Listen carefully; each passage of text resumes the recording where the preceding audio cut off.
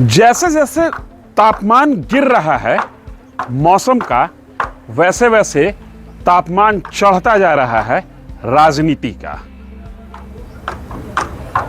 22 दिसंबर 2023 पूरा देश आज विपक्ष के रंग में रंगा दिखा।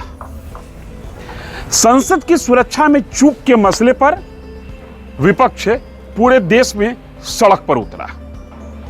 नमस्कार, आप देखना शुरू कर चुके हैं लेट्स डिस्कस और मैं हूं आपके साथ धीरेन्द्र। सर्दी के मौसम में गुनगुनी धूप में बैठकर राजनीति की बात करना कुछ अलग ही मजा देता है।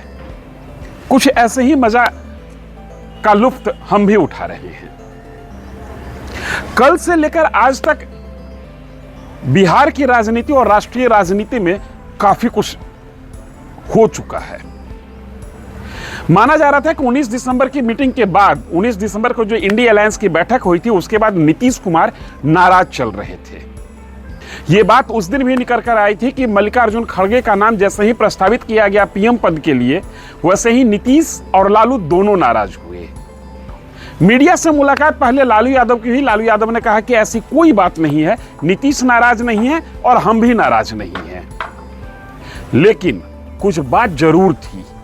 21 दिसंबर की रात राहुल गांधी फोन करते हैं नीतीश कुमार को। जो खबरें बाहर निकलकर आई उसके मुताबिक जो बातचीत हुई थी, उस बातचीत का मजमून यह था कि बिहार में मंत्रिमंडल विस्तार जल्दी किया जाए और बिहार में सीट बंटवारा कैसे होगा, इस मामले को सुलझा लिया जाए। राहुल गांधी के फोन का असर दिखा। नीतीश कुमार और तेजस्वी यादव आधा घंटा से ज्यादा के लिए एक साथ बैठे, लेकिन कांग्रेस का कोई नेता उनके साथ नहीं बैठा था। अब उनके बीच में क्या बात हुई नहीं हुई ये मैं नहीं कह सकता, लेकिन कल एक और घटना हुई। एक वीडियो वायरल हुआ। यह वीडियो कुछ खास नहीं है। अगर इस वीडियो में नीतीश कुमार को आप एक सामान्य आदमी के नजरिए से देखते हैं, नीतीश कुमार को एक सामान्य मनुष्य के हिसाब से सोचते समझते हैं, तब आपको इस वीडियो में कुछ भी गलत नहीं लगेगा। लेकिन इसी वीडियो में नीतीश कुमार के पद के हिसाब से अगर आप नीतीश कुमार को देखने और समझने की कोशिश करेंगे तो ये वीडियो आपको कुछ परेशान करेगा, कुछ एक अलग मैसेज देता हुआ दिखेगा। ये वीडियो पब्लिक डोमेन में आया। नीतीश कुमार एक अपने ही सरकार के एक विभाग के कार्यक्रम के उद्घाटन में गए हुए थे। अभिनंदन हो रहा था।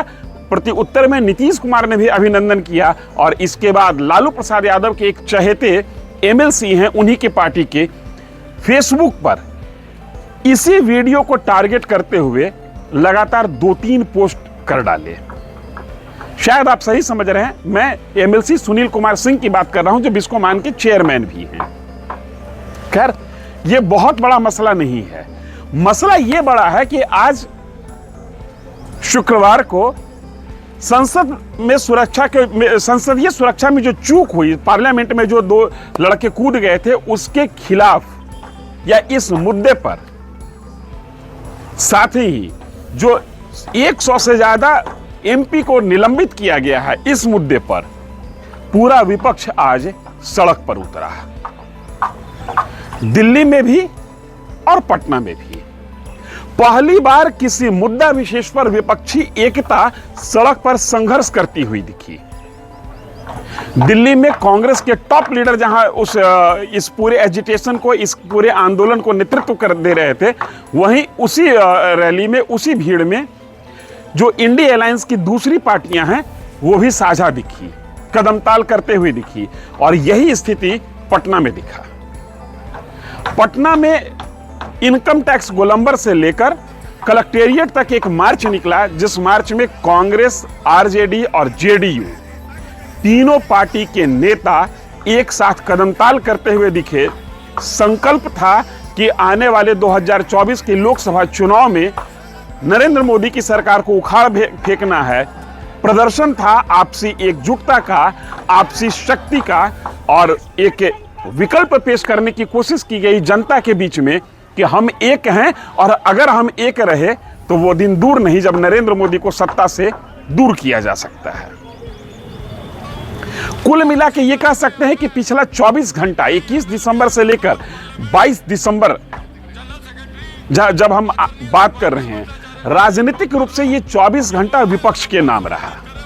लेकिन बात इतने भी एक तरफा है नहीं। पार्लियामेंट का शीतकालीन सत्र समाप्त हो चुका है और ऐतिहासिक घटना हुई है पार्लियामेंट में। अभी तक जो इंडियन पिनल कोड की जो धाराएं चली आ रही थी, जिसके निर्माता अंग्रेज थे, उन धाराओं को निरस्त करके नई धाराएं इस सरकार ने लागू कर दी। राजद्रोह केस खत्म किया गया, इसलिए कि अब कोई भी विद्रोह की जो बात होगी वो शासन के खिलाफ नहीं माना जाएगा, देश के खिलाफ माना जाएगा।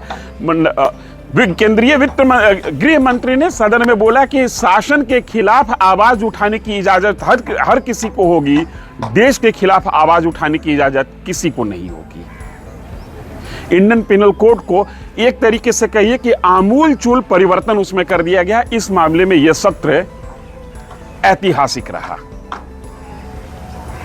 यह सत्र ऐतिहासिक इस मामले में भी रहा कि राजीव गांधी की सरकार के बाद यह पहली बार ऐसा हुआ जब 100 से ज्यादा सांसद लोकसभा और राज्यसभा के मिलाकर, शायद संख्या अगर मैं सही हूं तो 143 सांसद निलंबित कर दिए गए। यह सत्र इसलिए भी महत्वपूर्ण रहा कि पहली बार संवैधानिक पद पर बैठे हुए व्यक्ति की मिमिक्री माफ कीजिएगा, संसद के परिसर में सांसद के द्वारा किया गया। मिमिक्री करना बहुत बड़ा अपराध नहीं है, लेकिन संवैधानिक पद पर बैठे हुए उपराष्ट्रपति जैसे पद पर बैठे हुए व्यक्ति की अगर आप मिमिक्री कर रहे हैं तो कहीं ना कहीं आप अपने देश के आइकॉन का मजाक उड़ा रहे हैं। और ये मजाक उड़ाना, अपने देश के स्वाभिमान का, अपने देश के सिंबल्स का मजाक उड़ाना, ये कहीं से भी जायज नहीं है। खैर, ये तमाम चीजें राजनीतिक हैं, इस पर क्या जायज है क्या जायज नहीं है आप फैसला लें, पॉलिटिकल पार्टी फैसला ले। लेकिन इतना जरूर है कि ये जो सांसदों का निलंबन हुआ है, ये एक तरीके से विपक्षी एकता के लिए संजीवनी का काम कर रहा है। ये संजीवनी किस रूप में आगे फलीभूत होगी? राहुल गांधी का फोन नीतीश कुमार को आना क्या सीट शेयरिंग तक, मुकाम तक ले जाएगा?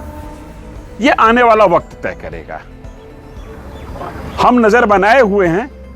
अब अगली जो विशेष कड़ी होने वाली है पॉलिटिकल इवेंट्स को लेकर, वो है जदयू का राष्ट्रीय सम्मेलन, जो कि 29 दिसंबर को दिल्ली में प्रस्तावित है। इस बीच जो भी बड़ी राजनीतिक घटनाएं होंगी हम आप तक लेकर आते रहेंगे। फिलहाल के लिए इतना ही। धन्यवाद।